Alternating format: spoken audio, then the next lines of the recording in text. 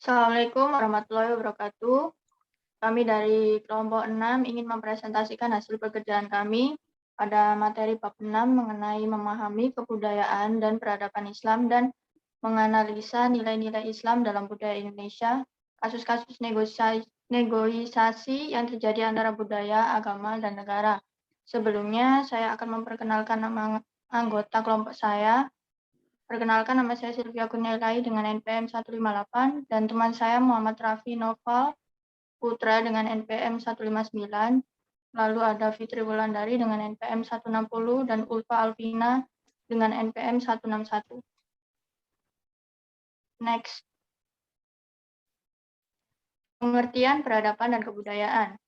Kata peradaban secara etimologi adalah terjemah dari kata Arab al-hadaroh.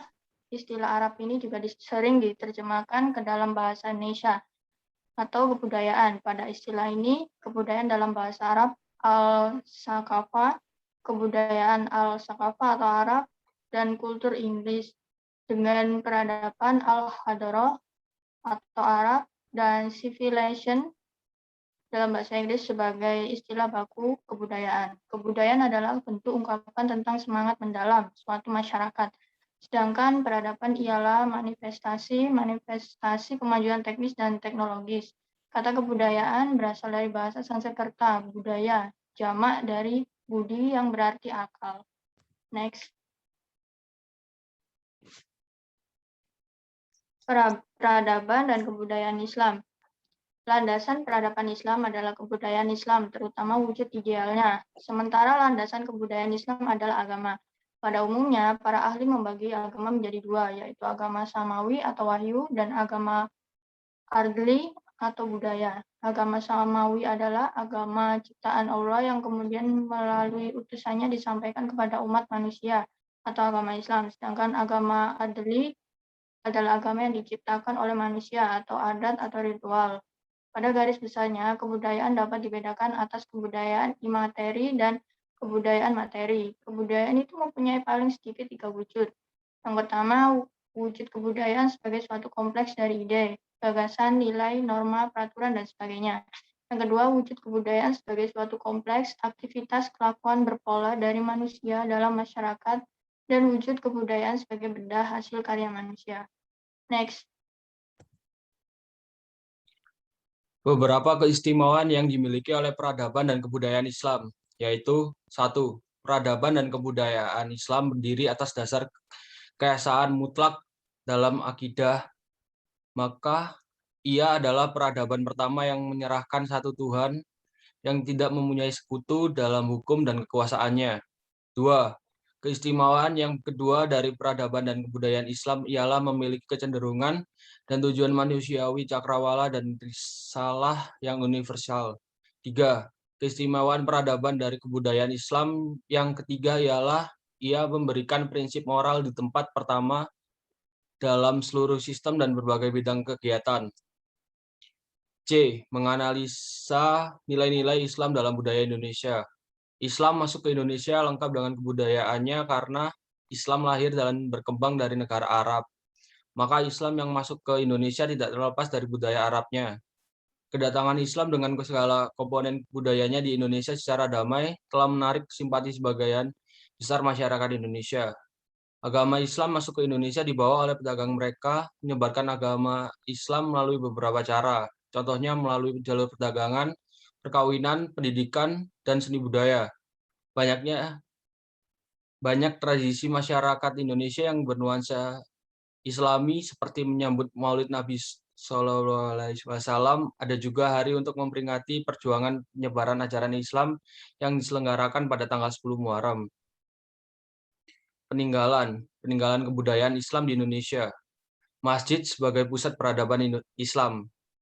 Berkaitan dengan nilai-nilai Islam dalam kebudayaan Indonesia yang lain. Juga dapat dikemukakan yaitu sesuai dengan perkembangan zaman, terutama ciri dan corak bangunan masjid di Indonesia, yang juga mengalami tumbuh kembang, baik terdiri dari masjid-masjid tua maupun yang baru dibangun.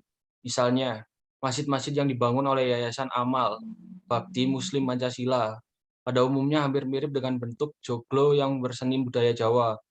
Perkembangan budaya Islam yang terdapat pada masjid secara nyata dapat ditunjukkan, yaitu adanya masjid-masjid tua yang kemudian diperbaiki dengan ditambah konstruksi baru atau mengganti tiang-tiang kayu dengan tiang batu atau beton, lantai batu dengan ubin, dan dinding sekat dengan tembok kayu.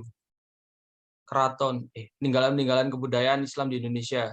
Keraton merupakan tempat tinggal raja atau sultan bersama keluarganya yang berada di pusat kerajaan. Peninggalan sejarah berupa bangunan keraton yang bercorak Islam di Indonesia, antara lain Keraton Kasunan dan Keraton Mangkunegara di Surakarta, Keraton Kasepuh, dan Keraton Kanoman di Cirebon. Makam dan nisan. Makam kuno peninggalan masa Islam terdiri atas jirat atau kijing, nisan, dan cungkup. Jirat merupakan bangunan yang terbuat dari batu atau tembok yang berbentuk persegi panjang. Nisan adalah tonggak pendek yang ditanam di atas tanah makam. Cungkup merupakan bangunan mirip rumah yang berada di atas jirat. Contoh makam kuno bercorak Islam, yaitu makam Maulana Malik Ibrahim di Gresik, Rangka tahun 1419 Masehi. Makam Fatimah binti Musimun di Gresik, Berangka tahun 1082 Masehi. Kaligrafi merupakan seni menulis indah dan disusun dalam bentuk menarik dengan menggunakan huruf Arab maupun petikan ayat-ayat suci Al-Quran. Karya sastra A. Suluk merupakan karya sastra tertua peninggalan Kesultanan Islam di Indonesia dan berbagai bagian dari ajaran tasawuf. Suluk merupakan kitab-kitab yang berisi masalah gaib, ramalan tentang hari baik atau buruk, dan makna atau simbol tertentu yang dihadapi manusia. Contohnya merupakan Suluk Wijil, Suluk Malang Sumirang, dan Suluk Sukarsa. B. Babat merupakan karya sastra berupa cerita berlatar belakang sejarah, misalnya Babat Cirebon, Babat Tanah Jawi, dan Babat Giyanti. C. Syair merupakan puisi lama yang setiap baitnya terdiri atas 4 baris yang berakhir dengan bunyi yang sama. Misalnya syair karya Hamzah Fansuri, yaitu syair perahu, dan syair si burung pimpai. Do. Hikayat merupakan karya sastra berupa cerita atau dongeng yang dibuat sebagai pelipur lara atau pembangkit semangat. Misalnya Hikayat Hang Tuah dan Hikayat Raja-Raja Pasai. Keajaiban dan peristiwa yang tidak masuk akal menjadi bagian terpenting dari hikayat. Kasus-kasus negosiasi Islam yang terjadi antara budaya, agama, dan negara. A. Budaya. Orang Jawa memiliki status sosial yang berbeda dan begitu juga memiliki agama dan keyakinan yang berbeda.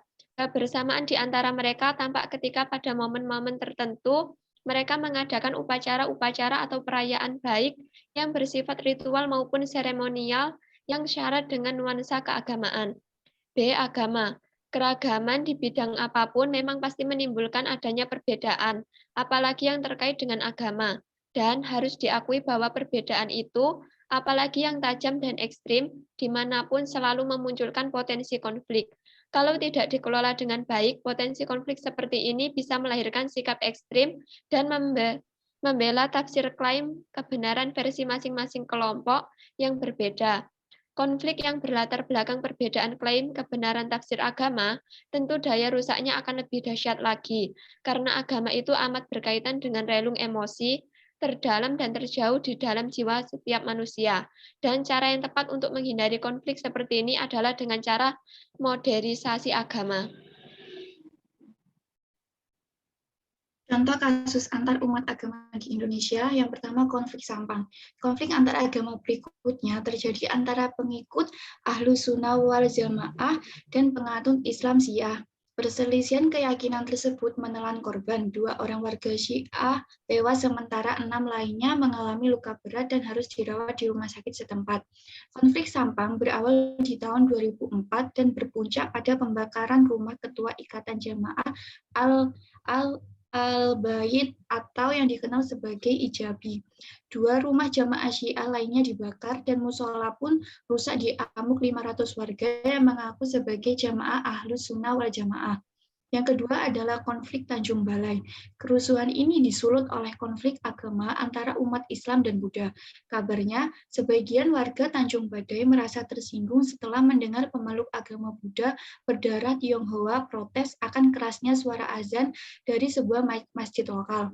Belum lagi rumor seorang wanita yang melempari masjid dengan batu dan mengusir imam di dalamnya menyebar secara cepat. Tidak ada tindakan hukum yang ditempuh oleh kedua belah pihak. Sampai sekarang, ke-11 wihara tersebut selalu dijaga polisi setiap jam beribadah. Selanjutnya adalah konflik Poso. Berbeda dengan perselisihan agama di Aceh, konflik di Poso pada tahun 2000 tidak berhasil dibendung. Permasalahan antara dua agama ini terjadi selama bertahun-tahun. Perselisihan politik itu awalnya terjadi karena masalah agama. Pada tahun 1990-an, Poso dipenuhi oleh penduduk beragama Islam. Namun, seiring berjalannya tahun, banyak orang luar yang datang ke Poso, sehingga agama Kristen menjadi dominan. C. Negara. Multikulturalisme adalah sebuah ideologi yang mengakui dan mengagungkan perbedaan.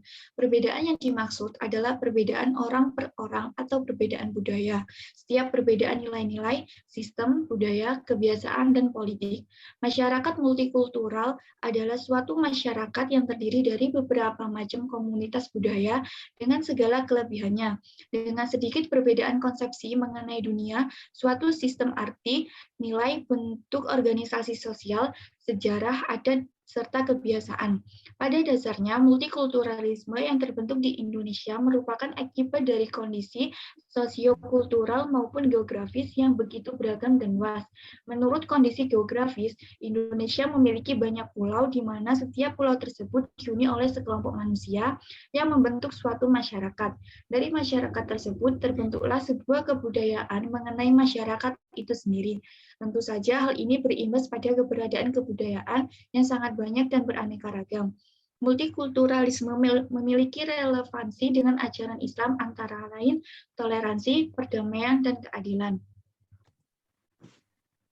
Sekian dari presentasi kelompok kami. Kurang lebihnya mohon maaf. Wassalamualaikum warahmatullahi wabarakatuh.